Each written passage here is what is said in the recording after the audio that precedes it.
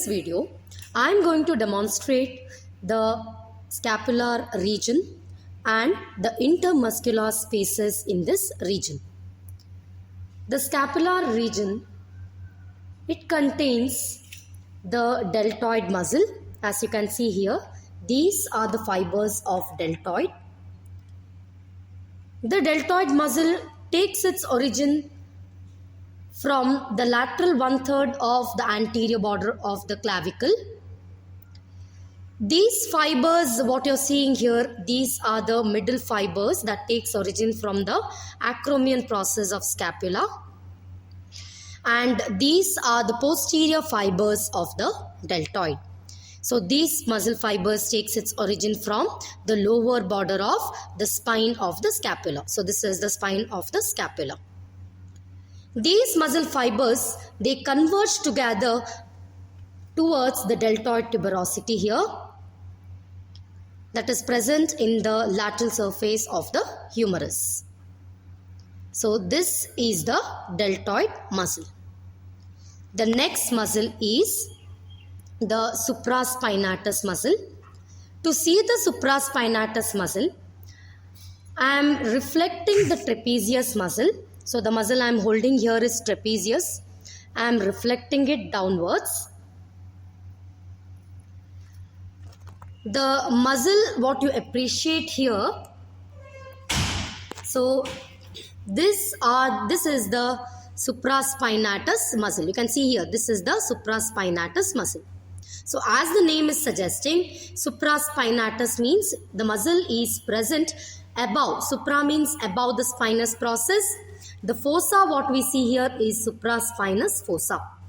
So the supraspinatus muscle takes its origin from the medial 2/3 of the supraspinous fossa and goes and gets inserted to the flattened impression present in the upper part of the greater tubercle of humerus. The next muscle is the infraspinatus. So the muscle we see here, this is the infraspinatus muscle. As the name is suggesting, infra means below the spinous process. So this muscle is present in the infraspinous fossa of the scapula, takes its origin from the medial 2/3 of the infraspinous fossa of the scapula and also from the fascia covering infraspinatus muscle. The muscle fibers runs laterally to go and gets inserted to the middle flattened impression present in the greater tubercle of the humerus. Running edge to edge with the infraspinatus is the teres minor muscle. So the muscle I am holding in the forceps is the teres minor muscle. So this teres minor muscle takes its origin from the upper 2/3 of the lateral border of the scapula here. Then it runs laterally upwards to go and gets inserted to the lower flattened impression that is present in the greater tubercle of humerus. Below the teres minor muscle, there is teres major muscle. So these are the muscle fibers of teres major muscle, and this teres major muscle takes its origin from the lower 1/3 of the dorsal aspect of the lateral border of the scapula. The muscle fibers runs laterally. It goes and gets inserted to the medial lip of the intertubercular sulcus. Now coming to the intermuscular spaces. The three spaces we appreciate in the scapular region is the quadrangular space, the upper triangular space. Diagonally opposite to the upper triangular space is the lower triangular space. First, let's see the quadrangular space. So the quadrangular space is this space what we see. It has 4 boundaries: above, below, medial and lateral. So above, there are 3 structures that form the boundary from front to back. From front there is subscapularis, then there is capsule of the shoulder joint, and the muscle what we see here, this is the teres minor muscle. The structure that forms the below boundary, that is teres major muscle. So this is the teres major muscle.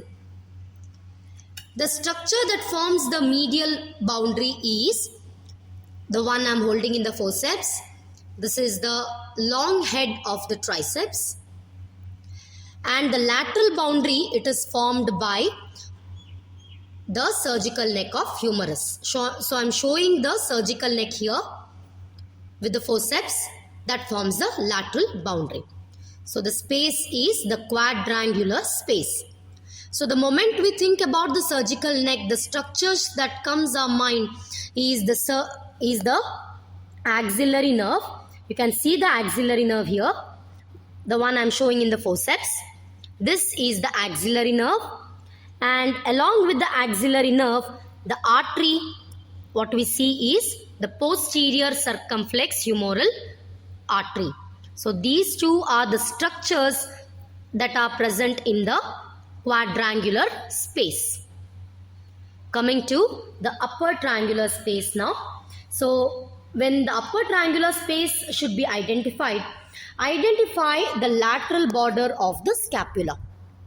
So when you identify the lateral border, you can see the 2 muscles converging there.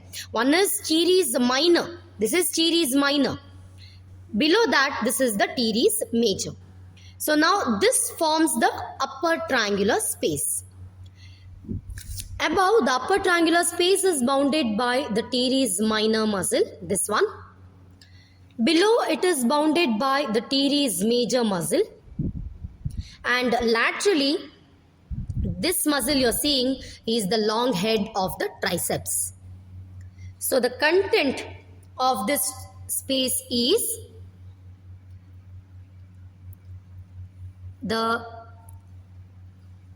here we can see this is the circumflex scapular vessels, and these circumflex scapular vessels, it winds the lateral border of the scapula.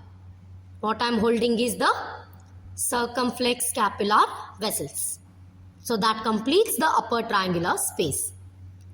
Diagonally opposite to this space is the lower triangular space here.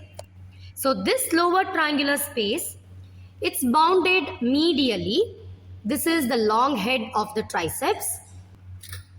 Laterally, we can see this is the shaft of the humerus. I can feel for the shaft of the humerus here. Above, it is by the teres major muscle.